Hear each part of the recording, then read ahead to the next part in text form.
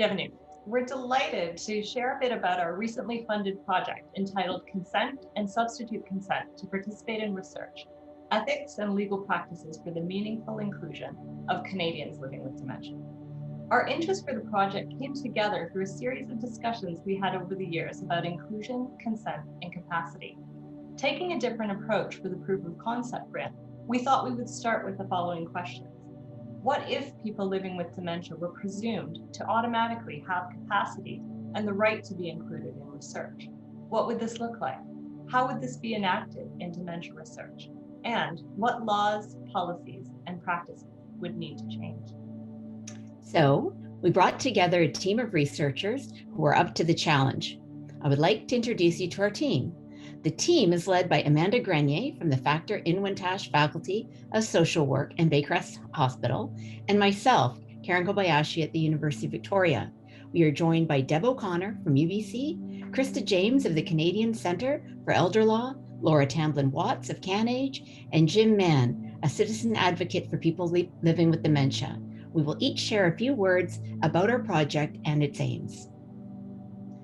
What challenges or problems are we trying to achieve? Overall, our project is trying to do three things. First and foremost, it's about promoting the meaningful inclusion of people living with dementia in research across Canada. Second, it's about identifying and addressing practices that sometimes work against this happening. Third, it's about developing guidelines to assist the research community to achieve meaningful inclusion in ways that are consistent with the jurisdictional laws across the country.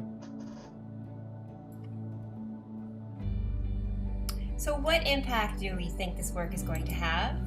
This work is about including people living with dementia in all aspects of research. At the Canadian Centre for Elder Law, we found that researchers want to include folks in research, people living with dementia, but they just really don't know how to approach this question. The laws and practices are different in different places and they're confusing. Our team wants to help clarify the law and develop guidelines to support best practice in this area across the country. Why are we pursuing participation in research with people with dementia? Our team have worked on dementia-related projects over the years and recognize we can all do better. Our project will focus on understanding and advocating for the meaningful engagement of people with dementia in research in its many forms. I have dementia and am an advocate in this area and know how important inclusion can be. Research that includes the voices and input of people living with dementia benefits all participants with potential new perspectives and outlooks. We are hoping this project can be a stepping stone toward more positive and meaningful engagement. What would we say to our funders? We say that this research on ethical and legal practices about consent and substitute consent to participate in research is crucial to dementia research in Canada.